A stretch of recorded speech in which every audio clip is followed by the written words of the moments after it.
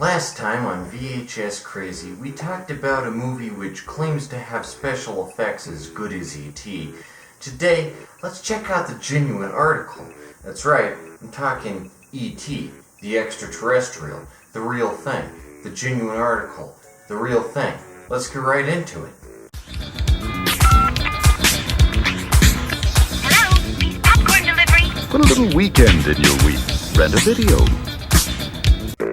Everyone knows and likes E.T. I think E.T. takes a lot of influence from Steven Spielberg's previous flick, Close Encounters of the Third Kind. If Close Encounters of the Third Kind is the definitive alien film of the 1970s, then E.T. is the definitive alien film of the 1980s. During the 60s, 70s, 80s, up until Independence Day, the alien genre has a weird lag. In the 1950s, you see movies like Earth vs. the Flying Saucers, aliens invading Earth. Then, in the 90s, you got Independence Day, where aliens start invading Earth again. Because, in the 1950s we have Cold War paranoia, and then in the 90s we get Iraq War paranoia. But there was a, interim where we just had aliens being goofy and wacky, and we could just say, hey, here's an alien that's just goofy. And so E.T. is the extension of that. This is Steven Spielberg seeing what, happened with the aliens at the end of Close Encounters and saying, well, I can make a whole movie about these wacky aliens and really show off my special effects prowess, because as epic as many of the special effects of Close Encounters are, the alien, is only in like the last 5 minutes or whatever. So with this, you got more alien hijinks and incredible creature effects. E.T. is one of the most well-designed characters in mainstream cinema. I don't think you could really name a better designed character. Maybe the Gremlins, but they're not as appealing to look at. E.T. from the ground up is just designed to be charismatic, enjoyable, fun to watch, and he just looks so good. His hands are all slimy, his nose is all close together, he has the telescopic neck like a flippin' ostrich. It's flippin' amazing to check out, and E.T. just looks flippin' great. I think E.T., the movie, is proof that you don't need CGI. This is proof right here that CGI is an unnecessary invention, because, you can make a bunch of bikes fly around. What the heck do you need CGI for, What's the point? I still don't know how they do this levitation effect where, like, E.T. rotates all these clay balls and shit. However they do it, it's flippin' amazing. It's not CGI. Because if it was, then it would suck, but it's not CGI, so whatever they did, it's flippin' amazing. Those levitation effects are just like on point. I totally buy that E.T. is making these things fly around like frick, So props to the special effects people behind E.T. They know where to put the money. But even better than the special effects, even better than E.T.'s design, even better than his wacky mannerisms and fun little movements, even better than all that is the lighting. I think this is one of the best lit movies of all time, like definitely the top 20. And this movie is great proof that lighting can be just as important as sets or props or anything like that. I think the light is almost like a character in this movie. You start out with the spaceship in the middle of the forest. It's covered in lights, and it looks like a freaking weird pickup truck out in the middle of nowhere. And you got the California skyline. You got the bit where he's and the rest of his astronaut rogues invade the house, and it's just so freaking creepy. All this light panning over Raggedy Ann and shit. You got the shutters and the shadows, and like, oh my god, it's just a light explosion. And as someone who recently has been kind of delving into lighting and all that, it's very interesting to see just how far the light can be taken. The language of light that can be used. E.T. is just full of it. in a good way, not full of it like full of itself, but full of it like full of light. So, you know, when I watched E.T. when I was like, what, 5, 4, you know, it left a huge impression on me. And usually when you see something when you're really young and you remember it like it's this incredible thing, you know, usually it's not as good as you remember. But E.T. is like, it's absolutely as good as I remember. As atmospheric, as freaking, like, deep, as it really lives up to the hype. And if you remember this, like, it doesn't stop growing on you. Like, this movie is flipping full of just atmosphere. It just layers it on thick. Like, this movie completely douses you and immerses you in this world. There's no escaping from it. Like with a lot of movies, Close Encounters among them, the atmosphere is pretty light. You don't feel like you're you know, in a certain like tone, in a certain place. But with this, you're like, oh my gosh, this movie is trying to say something. Frickin' amazing. Of course, this movie isn't really notable for its cast. You got Henry Thomas, obviously. You got Peter Coyote as the villainous Keys, who, when you think about it, doesn't make all that much sense because he's carrying these jangly keys all around.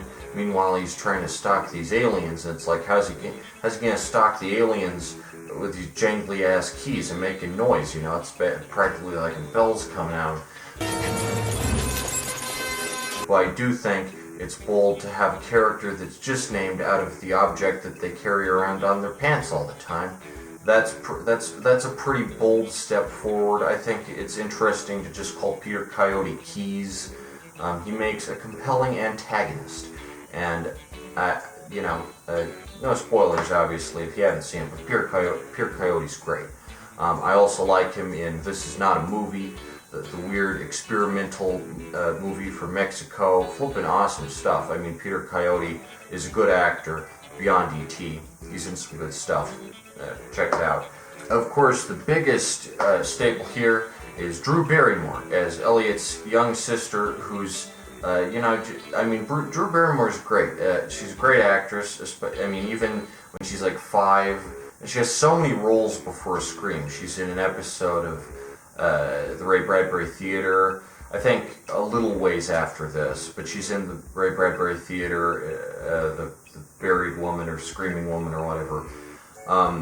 And she's great in that, and then she's in like Poison Ivy and Doppelganger, and you know, I think it's very interesting how Drew Barrymore is one of like, you know, she's a child star who really her career just kept going. So you know, you look at like the two halves of her career, one starting with E.T., and then she has like a completely separate career starting with Scream, and it's kind of interesting to think that like they're the same person. And this is Drew Barrymore in this, but great actress, even if she's like 5. I totally buy the performance. And then you got Elliot, obviously Henry Thomas, who's pretty good. You know, recently his acting reel went viral, and you know, I gotta say, I mean, you don't need to watch his acting reel to know this kid's got the chops. He totally brings the heat on this. There's nothing like that, penis breath! Elliot! Obviously, like I said, the influence from Close Encounters is palpable, especially the scene where the astronauts show up and start breaking in. It's just like the scene in Close Encounters where the aliens break in and the kid crawls out through the doggy door. Practically identical. The water sprinklers went on. What is it, like 2 a.m.? Man. I'm watching too many movies. Anyway, yeah, Drew Barrymore's great, Peter Coyote's great. Not a very star-studded cast. I think that's one of the things which made E.T. kind of rise above the crowd, you know. It didn't try too hard to pack the celebrity heat in there. Drew Barrymore wasn't famous yet, except being, you know, the granddaughter or whatever of John Barrymore. You know, she wasn't famous yet, and neither Peter Coyote or any of these people. So, you know, I think that's interesting to see, like, a big movie with no Richard Dreyfuss, no Terry Garr, you know, no established actors. I think that's a very interesting approach. One thing I will say about E.T. is that it presents the 1980s in a way I don't think any other movie does. Most movies set in the 1980s, like Breakfast Club and Ferris Bueller and Gremlins. You know, they're a hyped up 1980s. You look at flippin' War Games, it's a flippin' Pac-Man frenzy. It's so edgy and hype. But with E.T. you see the toned down side of the 80s. You see like the calm, mundane side of the 80s. You see A little while.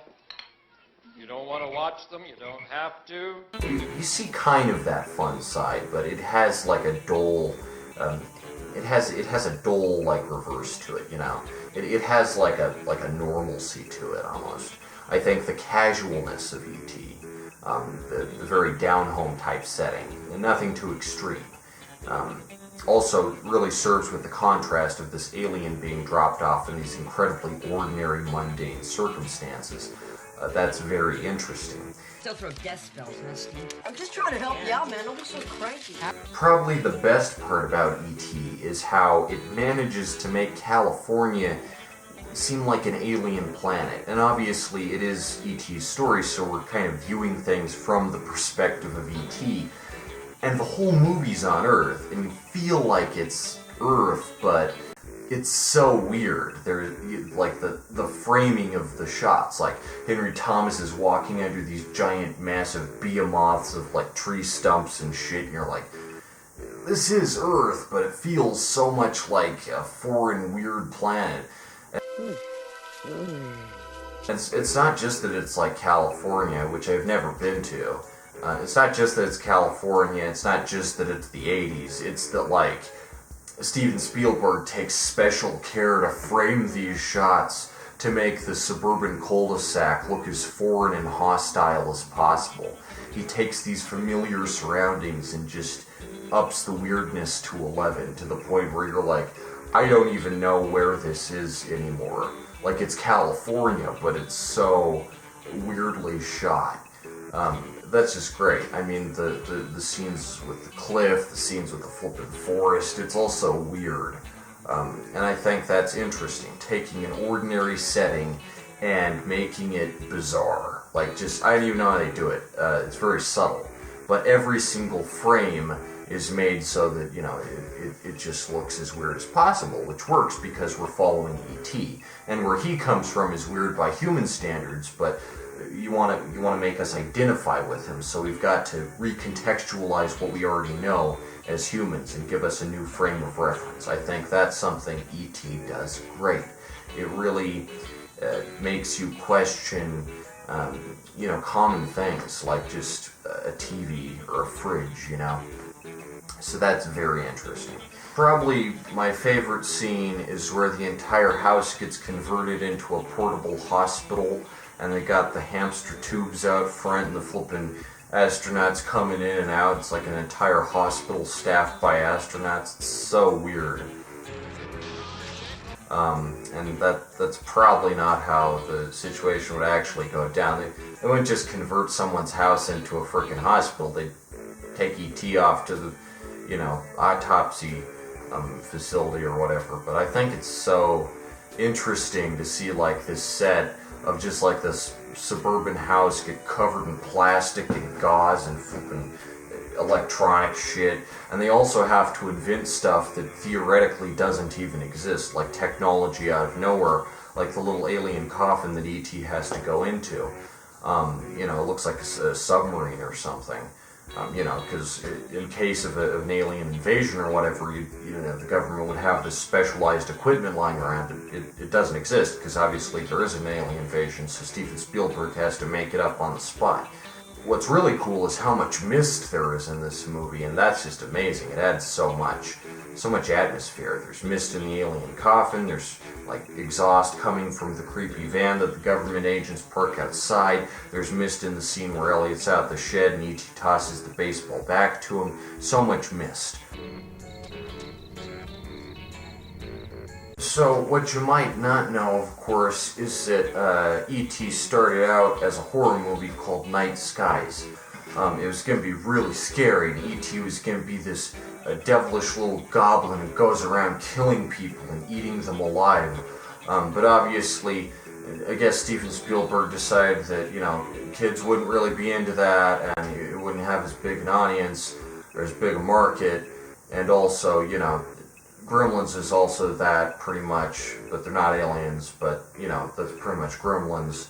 And also, Close Encounters of the Third Kind says, you know, aliens are friendly, aliens are nice, let's hang out with the aliens, let's part with the aliens. So, in a sense, E.T. is kind of a quasi-sequel to Close Encounters, you know, Close Encounters being, you know, first contact, per se, with aliens, just at the end, and then E.T. being like, well, let's get a little exposure on these aliens. But, you know, that horror influence definitely does show up in E.T. Like I said, some of these shots are really flippin' scary.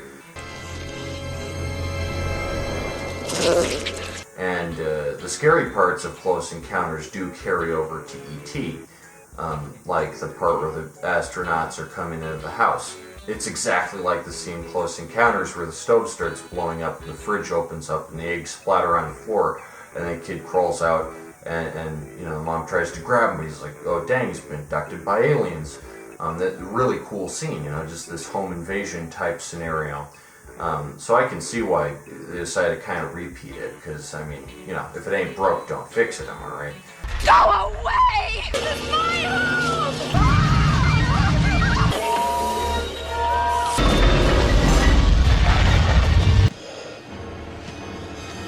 E.T. has a lot of nuanced commentary, obviously, on, you know, government stuff, and then there is going to be planned a sequel to E.T. where E.T.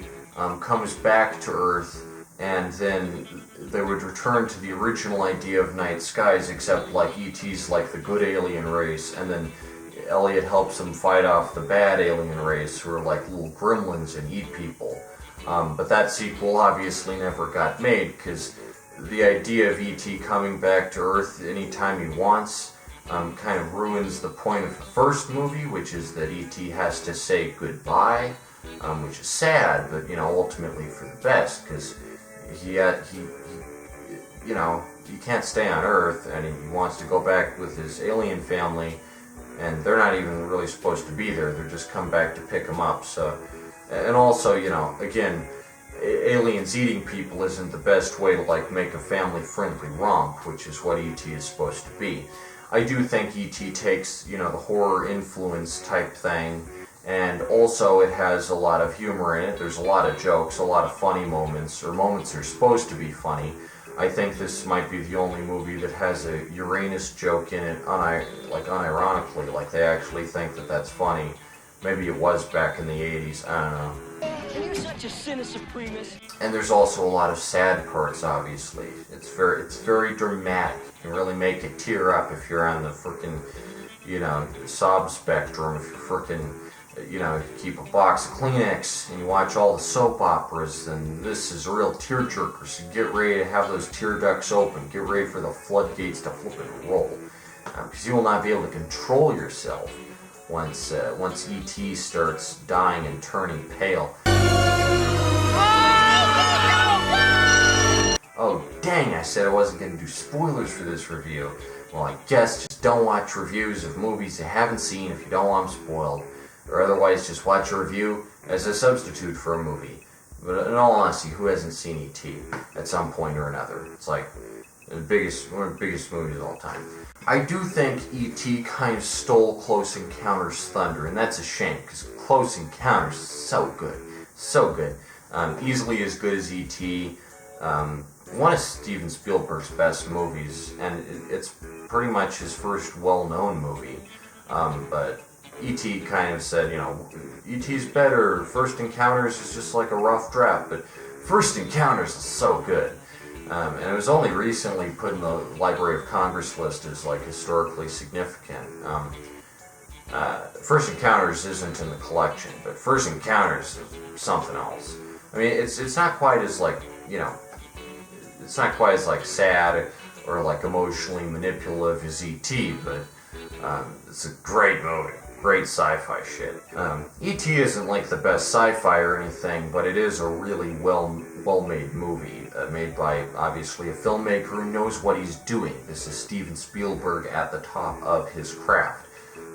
You know, it's his most well-known movie, so much so that he makes, you know, the bike in front of the moon his freaking logo for the rest of his career.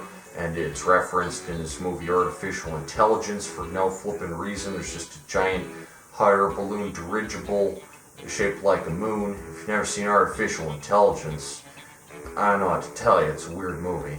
Obviously, what E.T. is probably most well known for is the giant phallic product that was sold after the movie's release. It was supposed to be an E.T. finger, but it looks a lot like a penis, and there's a light on the end of it.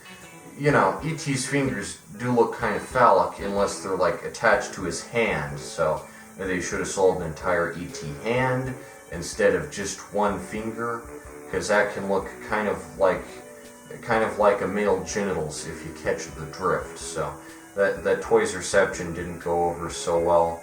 It's usually on like the listicles of worst toys ever sold. You also have the hilariously bad video game. I've never played it. It's probably leagues above any of the schlock that they're pumping out nowadays, like Last of Us Part 2. But I'm not a gamer, in case you didn't know, so I'm not going to get into that. I personally would enjoy checking out the E.T. video game and maybe, playing as E.T. or whatever, but I'm not a gamer, so I don't even know how to use an Atari controller, much less plug an Atari console in. E.T. obviously was a huge financial success, spawning a lot of rip-offs, Nuki and Mac and Me, and some others. I'm sure there are others. But obviously the plot of an alien landing on Earth and becoming friends with a kid and, overcoming adversity and then getting back up by his family, getting stuck accidentally. Obviously that's such a specific plot that, like, any movie that tries to do the same thing isn't going to be classified as a member of, like, the alien getting stuck on Earth and befriending a kid subgenre or whatever. It's just going to be a ripoff, because that's not a subgenre, and nobody ever thought it was. It's just E.T. E.T. is the only movie that does that well. Mac and Me is a really awful movie. I think it's weird that the product placement of McDonald's is always brought up, and like I think Coke is also product placement in Mac and Me. But you seem to forget that, like, E.T. also has product placement up the fucking wazoo. It's the movie that made Reese's Pieces one of the most popular candies. I think they were new at that point. It also has product placement for Pez. This is Pez. Candy. So you eat it. And Coors and V8. Just the few I counted off the top of my head. Obviously, it has a bunch of Star Wars action figures in it. Don't know if you'd consider that product placement or not, but obviously Steven Spielberg is giving a little nod at George Lucas, like, hey, I can help you sell these toys, so I'll put them in my movie. Which, don't know if you consider that product placement or not, but the Reese's Pieces are definitely product placement. That's well documented. And it's cute when E.T. eats the Reese's Pieces and all. Is that really that different from Mac eating a Big Mac? I don't think so. Both product placement, like, they're both equally shameless in their product placementness, so I generally think that a review of Mac and Me, any dedicated review, which I don't have it on VHS because I'm not insane, but any dedicated review should probably attack it on the basis of just being a really bad movie and not bring up the product placement, because E.T. is also guilty of that, which, I'm not going to shame it. You gotta come up with your movie budget somewhere, but, like, kind of call a pot black situation there. E.T. also has some product placement, like it or not. I mean, if there's a movie with McDonald's product placement you're gonna pick on flipping American Flyers with Kevin Costner.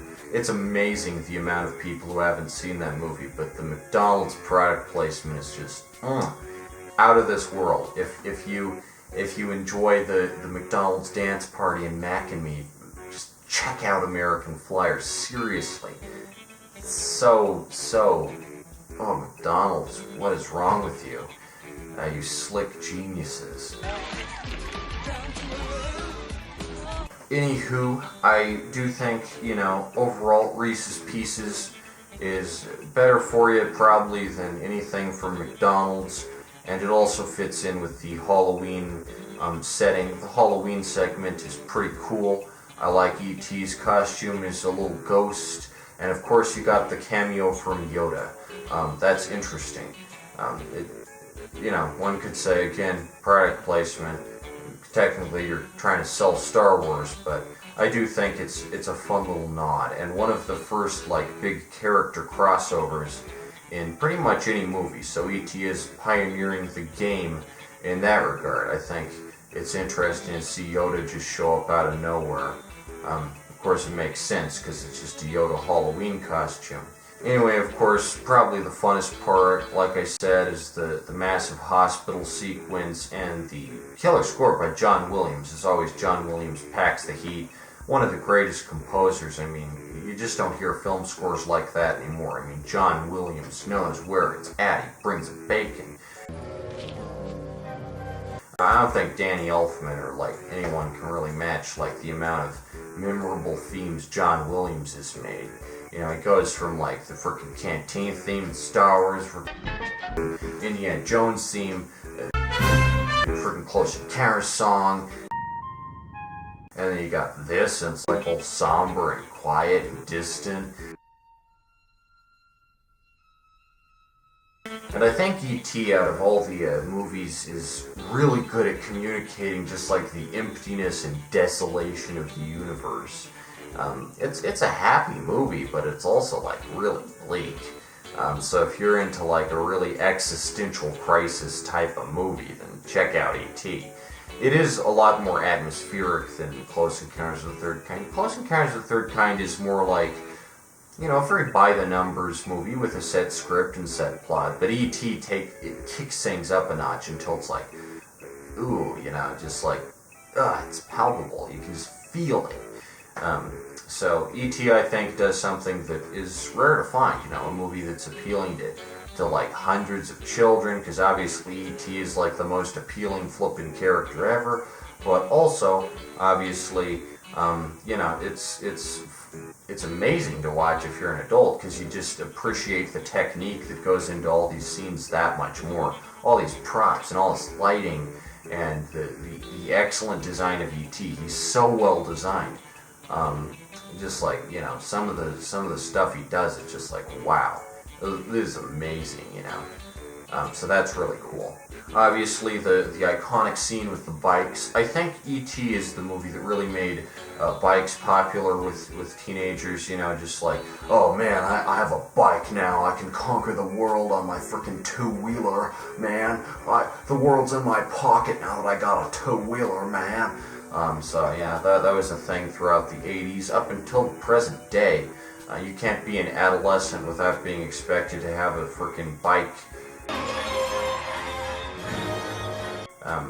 Obviously I don't, because I believe in safety. I have a three-wheeled tricycle, which is stable, but obviously Donnie Darko took complete inspiration from this with all the bikes at the end.